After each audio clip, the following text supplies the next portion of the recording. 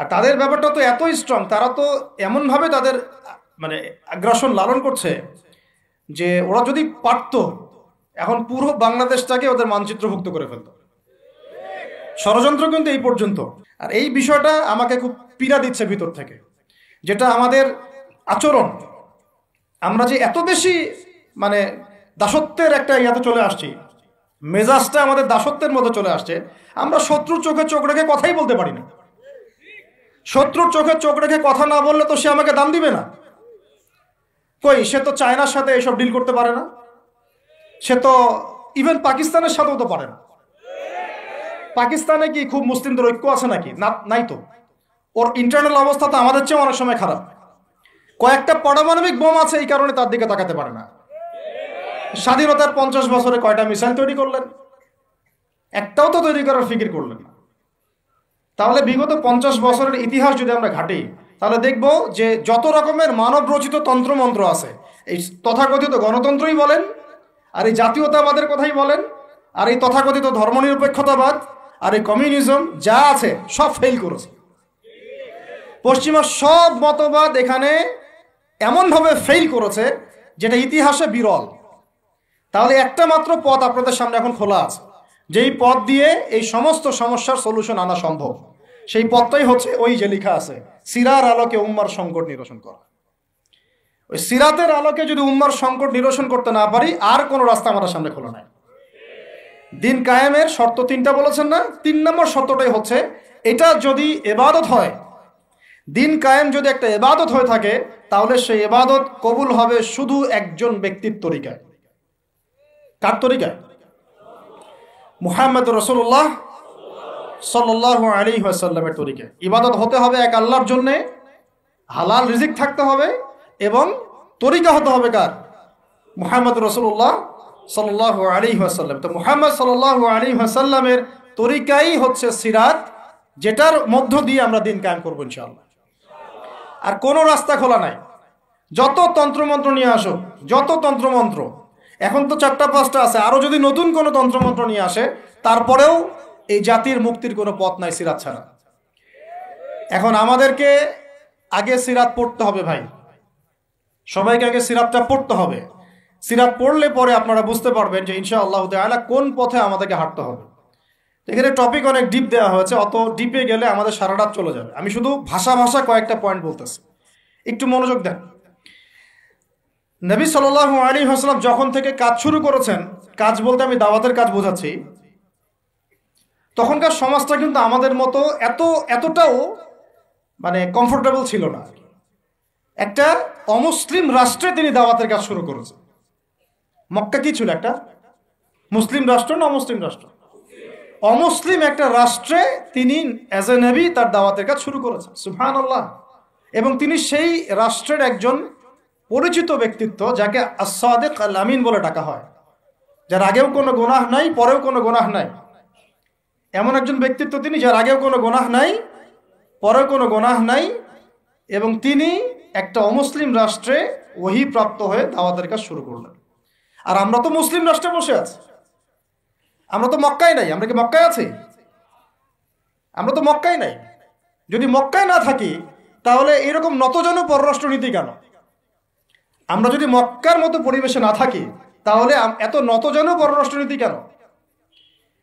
তাহলে ভারতের মধ্যে আমাদের যে মুসলিম ভাইরা আছে, তারা কি করবে? তাহলে ভারতে যে মুসলিম ভাইরা আছে, তারা কি করবে? তারা কি ওদের পা ধরে ইয়া করবে, সালাম করবে? হিন্দুদের পা ধরে সালাম করবে? বলেন তো। আমরা তো একটা মুসলিম রাষ্ট্রে আছি, তো মুসলিম রাষ্ট্রে থাকতে এত নতজানু পররাষ্ট্রনীতি কেন? এত দাসত্বের শৃঙ্খল কেন? তো তিনি দাওয়াতের কাজ শুরু করেছেন প্রথম কি দিয়ে, এটা একটা ফ্যাক্ট। আমরা আসলে আলোচনাগুলো আপনাদের চাইতে তাদের শোনা দরকার, যারা আলোচনা যারা করে আর কি। মানে আমি চাই বেশি বেশি তাদের সাথে কনভারসেশন করতে, যারা উম্মাকে নিয়ে ফিকির করেন, দাওয়াতের কাজ করতে যান, বা মুআল্লিম বা আলেম বা হাফেজ, তাদের সাথে কথা বলা দরকার। তাদেরকে আগে বোঝানো দরকার বিষয়গুলো। অনেকেই বুঝেন না। অনেকে বায়াবিও দাওয়াতি কাজ করছেন উইদাউট এনি প্ল্যাটফর্ম। অনেকে দাওয়াতি কাজ করছেন উইদাউট এনি কানেকশন উইথ ওলামা। আলেমদের সাথে কোনো কানেকশন নাই, দাওয়াতের কাজ করতে আসেন। একটা বায়বীয় প্ল্যাটফর্ম ক্রিয়েট করে রাখতেছেন। আমি আপনাদেরকে পুরা পথ ও পদ্ধতি এখানে গিলায় খাওয়াই দিতে পারবো, কিন্তু বিশ্বাস করেন গিলে খাওয়ার পরে আপনি কিছুই করতে পারবেন না। কেন পারবেন না?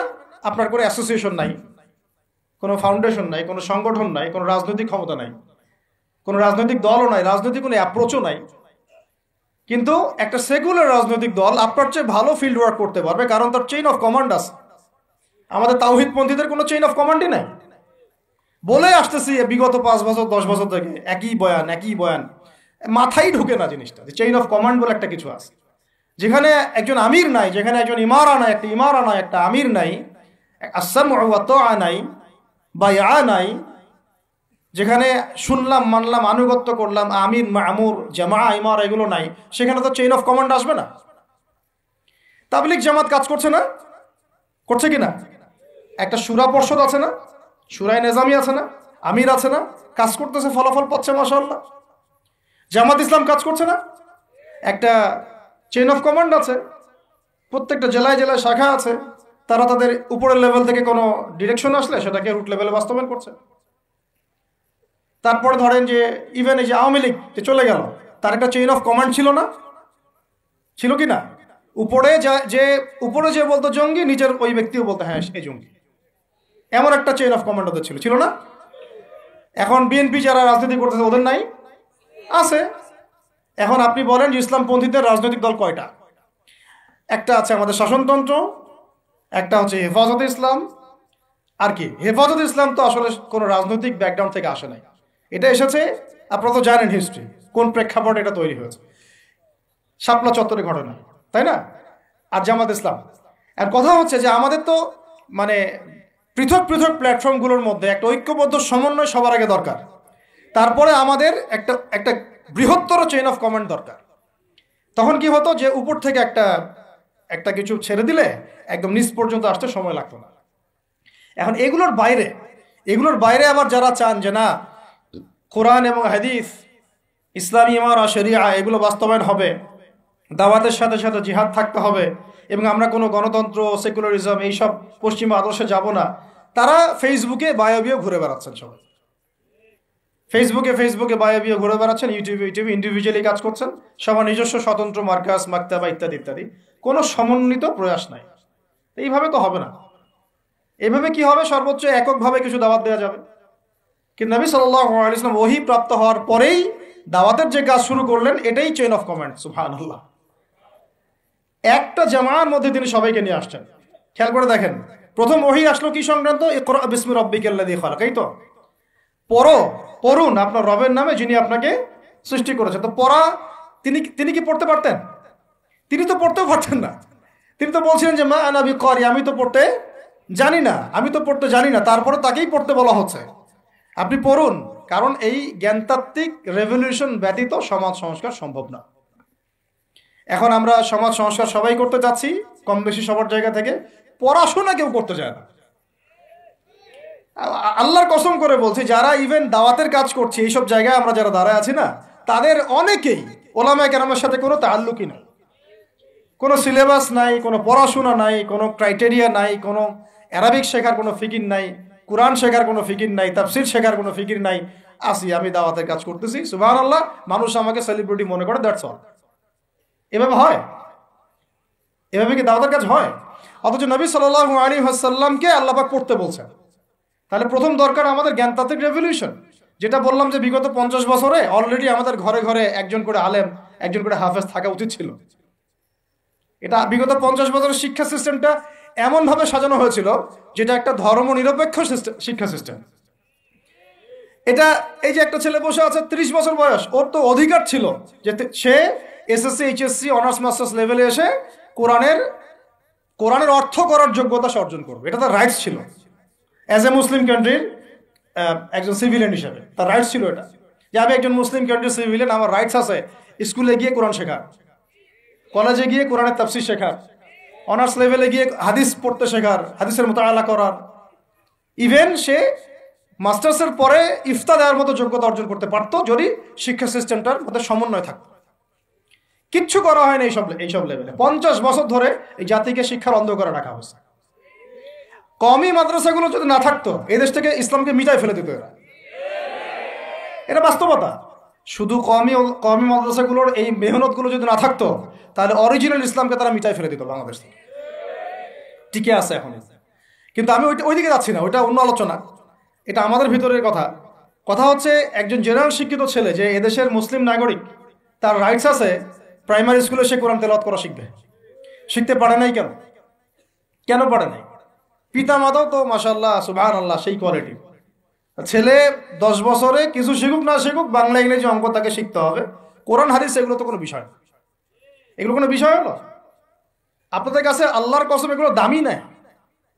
ওই একদিন 2 দিন ওয়াজ মাহফিলে আইসা আবেগ দেখান।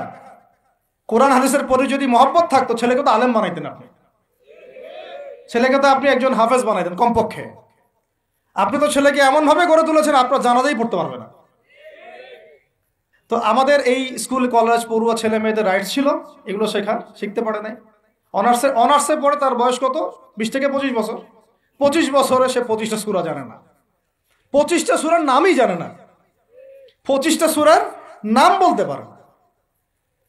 কোরআন বিধান কায়েম করতে আসছেন আপনি, সুবহানাল্লাহ। 25টা হাদিস বলতে পারেন না, 25 জন নবীর নামও বলতে পারে না। ইভেন আমাদের নবী সাল্লাল্লাহু আলাইহি ওয়াসাল্লামের সিরাতের জীবনীটা, পাতলা কিতাবটাও সে কখনো জীবনে পড়ে দেখে নাই। এই অবস্থা মাস্টার্সেও বিসিএসও সব জায়গায় একই চলছে আর কি। বিসিএস এর যে ভাইবা হয় সেখানে কি ইসলাম ধরা হয়? বিসিএস এর ভাইবা যখন হয় তখন তাকে কোরআন তেলাওয়াত জিজ্ঞাসা করা হয়? তাহলে আপনি কোরআন তেলাওয়াত করতে পারেন না, রাষ্ট্র চালাবেন কিভাবে? কোরআনের সাথে কোনো তাল্লুক নাই। তার মানে আপনাদের কনসেপ্ট হচ্ছে রাষ্ট্র আলাদা, কোরআন আলাদা। মানে রাষ্ট্র চালাতে কোরআন লাগে না, আপনার কনসেপ্ট এটাই। হ্যাঁ, না হলে তো কোরআনটা আপনি আনতেন সিলেবাসে, তাফসীর আনতেন, হাদিস আনতেন, সিরাত আনতেন। আপনার কনসেপ্ট হচ্ছে রাষ্ট্র আলাদা, কোরআন আলাদা, হাদিস আলাদা, এগুলো পড়াশোনা আলাদা, ব্যাংকিং সিস্টেম, ইকোনমিক্স আলাদা, ইসলাম আলাদা, তাই না?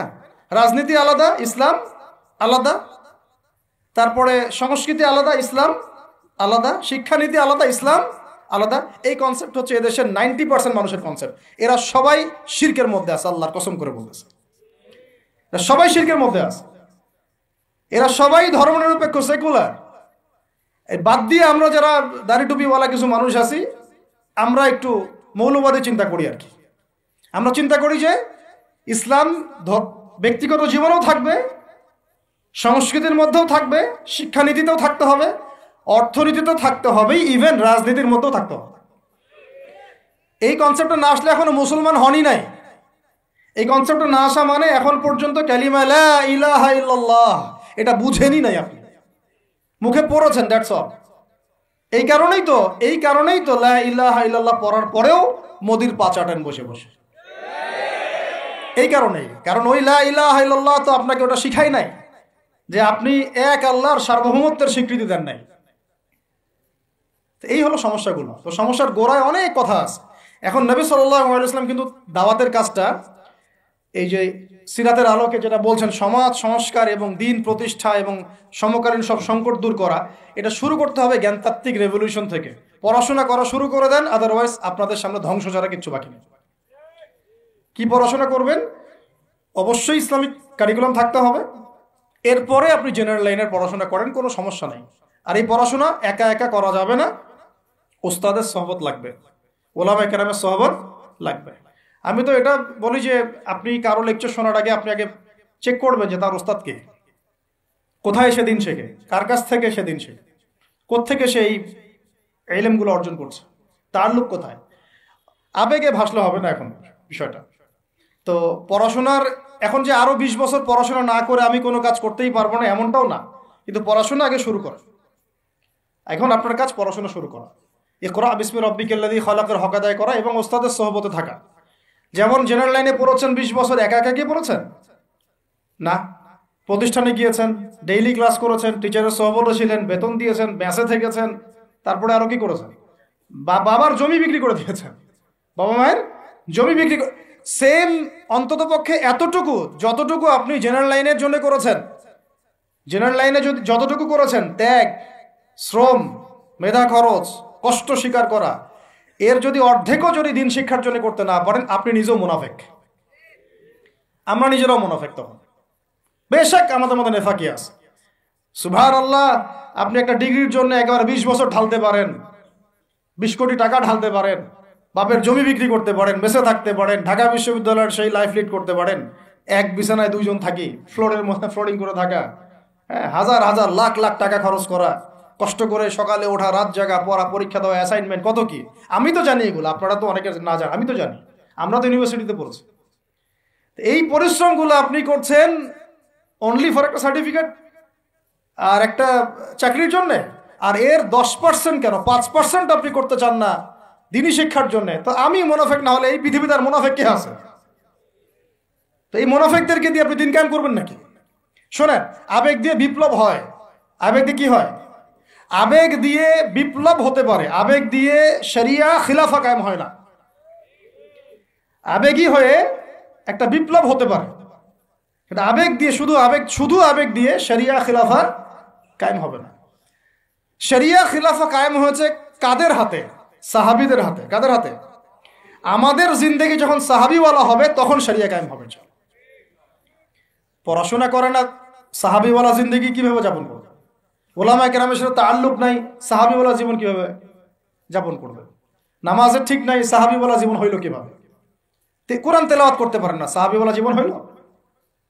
দিনের জন্য আমর বিল মারুফ নাহি আনিল মুনকারের কাজ নাই, ওই যোগ্যতাও নাই, তাহলে সাহাবীওয়ালা জীবন হইল কি? চেহারা সুরতের মধ্যে ইসলাম নাই, সুন্নতের প্রতি পাবন্দি নাই, সাহাবীওয়ালা জিন্দেগি হলো কি? সাহাবীদের হাতে বদর যুদ্ধ হয়েছে, জয়লাভ করেছে। উহুদ প্রায় জিতেইছি, এটা জিতেই বলা যায়, সাময়িক বিপর্যয় হয়েছে। খন্দক, খায়বার, মুতায়ার মুখ কাঁপিয়ে দিয়েছে কারা? সাহাবীরা। তো সাহাবীওয়ালা ইমান, সাহাবীওয়ালা আমল, সাহাবীওয়ালা আখলাক, সাহাবীওয়ালা মেহনত হলে পরে বাংলার মাটিতে দিন কায়েম হবে। না হওয়া পর্যন্ত এই লাভঝাপ করতে থাকা, আজকে এই বিষয়ে কালকে ওই বিষয়ে, আজকে এই ইস্যু কালকে এই ইস্যু, এগুলোই চলতে থাকবে। আমরা এটা চাই না। আমরা চাই, এখন যেহেতু দাওয়াতের একটা সুবর্ণ সুযোগ আমাদের সামনে এসেছে, এখন যেহেতু আল্লাহ পাক, এটা আল্লাহ পাকের রহমত, এখানে সবাই ক্রেডিট নেওয়ার প্রতিযোগিতায় লিপ্ত আছে। আমার ক্রেডিটে হয়েছে, আমি এই করেছি, আমি সেই করেছি। এখন তো এমন দেখা যাচ্ছে যে ওই সময় কিছু বলেও নাই, সেও এসে এখন প্রধান উপদেষ্টার পাশ আটতেছে বসে বসে। কি সুবহানাল্লাহ! মানে রক্ত দিল এক ভাই, মানে বছরের পর বছর কারাগারে পচে মরল একদল, বছরের পর বছর, দিনের পর দিন, মাসের পর মাস আয়না ঘরে ধুকে ধুকে মরল আর একদল। ঠিক আছে, বললাম তখন থেকে বের হলে কেউ সুস্থ থাকে না। বছরের পর বছর মামলা মোকদ্দমা হচ্ছে একদল, এক একজনের ঘাড়ে 3টা 4টা 5টা 10টা 20টা করে মামলা। হ্যাঁ, তারপরে বছরের পর বছর এই ফ্যাসিজমের বিরুদ্ধে দাঁড়ানোর কারণে দেশ থেকে বিতাড়িত হয়েছে একদল, হয় নাই? শাপলা চত্বরে রক্ত দিয়েছে আর একদল। তারপরে এই ছাত্র ভাইদের হাজার হাজার পঙ্গু হয়ে পড়ে আছে বিভিন্ন জায়গায় আর একদল, আর শত শত মানুষ রাস্তায় প্রাণ দিল আর একদল, আর উড়ে এসে জুড়ে ক্ষমতায় বসলো আর একদল। সার্কাস চলতেছে, এবং এখন তাদের লেজুর ভিত্তি করতেছে আরেক দল, তাদের লেজুর ভিত্তি করতেছে নতুন আর একটা সম্প্রদায়, নতুন এক প্রাণী। তার চক্ষুর লজ্জাও নাই এদের, চক্ষুর লজ্জাটুকুও না। এক তাগুত ছিল, সেই তাগুত আল্লাহ বিরোধী কাজ করত, কিছু ভাই এর প্রতিবাদ করত, যারা প্রতিবাদ করতো ওদেরকে এরা বলতো খারেজি, এদের মানহাজ ঠিক নাই, আকীদা ঠিক নাই, এরা উগ্র, ইত্যাদি ইত্যাদি। এবং তাদের কারণেই কিন্তু এই ভাইগুলোকে আয়না করে যেতে হয়েছে, এটা খোলামেলা বলে দিলাম। এদের কারণেই এই ভাইদেরকে কোথায় যেতে হয়েছে? আয়না করে যেতে হয়েছে।